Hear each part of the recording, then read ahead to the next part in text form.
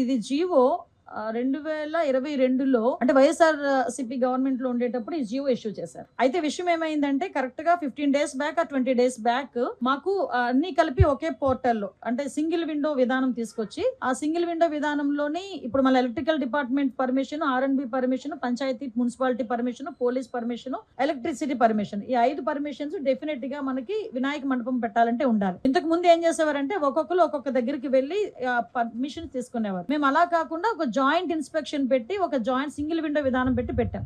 అయితే ఆ రోజు ఏం చేశారంటే ఇదే జీవోని నాకు డిపార్ట్మెంట్ వాళ్ళు తీసుకొచ్చి ఇచ్చారు.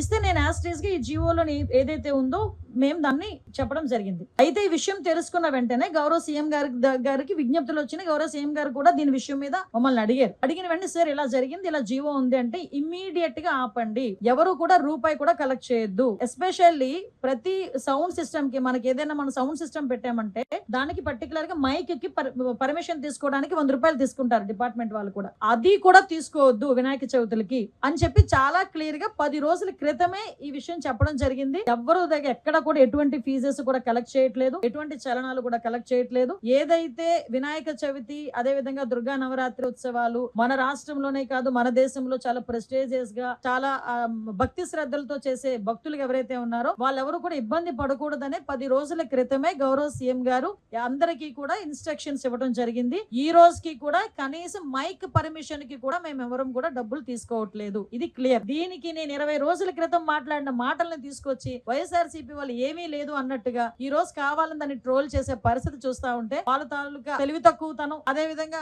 వాళ్ళు బురద జల్లే కార్యక్రమాల్లో వాళ్ళకి టైము సిచ్యువేషన్ అలాంటివి ఏం అవసరం లేదన్న సంగతి కూడా చాలా క్లియర్ గా అర్థం అవుతుంది. ఇది క్లియర్ గా ప్రజలందరికీ కూడా అర్థం కావాలి కాబట్టి చెప్తున్నా. ఇది ఆల్రెడీ 2022లో ఇచ్చిన జీవో. ఆ రోజు ఆ జీవోని కూడా పక్కన పెట్టి ఎట్టి పరిస్థితుల్లో ఎవరికి కూడా అది కలెక్ట్ చేయొద్దు అని చెప్పారు. ఎవరు కూడా అక్కడ కలెక్ట్ చేయట్లేదు. ప్రతి ఒక్క చోట కూడా వినాయక ఉత్సవాలు అంగరంగ వైభవంగా జరుగుతున్నాయి. ప్రజలు ఎవరు కూడా ఇబ్బంది పడట్లేదు.